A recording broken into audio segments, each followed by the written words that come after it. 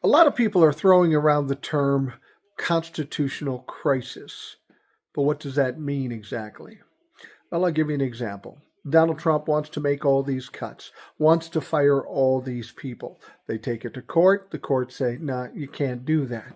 But what if Donald Trump and the Trump administration says, fuck it, we don't care what the court says, we're going to do it anyway? Is there any accountability? Is there any enforcement over something like this? Well, theoretically, there is. There's the U.S. Marshals who could enforce this type of thing.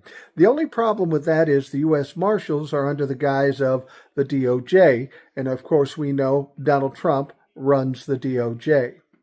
So if Donald Trump gets all these court orders to stop and he doesn't stop, therein lies a constitutional crisis. And the question is, what do we do then? Well, if law enforcement won't deal with it, if Congress can't deal with it, what is left? Well, unfortunately, what's left is us, our voices, our yelling and screaming and protesting and doing whatever we have to do. My biggest fear is that if it gets to that point, then it could also involve some violence. We've seen stuff like this before, way back in history, but we're kind of at this point now. We've got Republicans who too are afraid to push back against Donald Trump. And it's ironic that they're too afraid because they're worried about losing their position or losing their money and power. They're more afraid of that than losing democracy. That's troublesome. And that's something we need to think about. When this is all said and done, these sycophants need to fucking go because they don't understand their job. They're here to serve us and the country.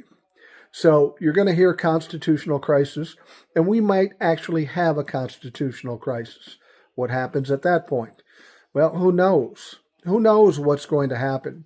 But I will tell you this. I think in the end, the people, we the people, will prevail one way or another. It may be messy. It might even be violent to a certain extent. But ultimately, the people will prevail.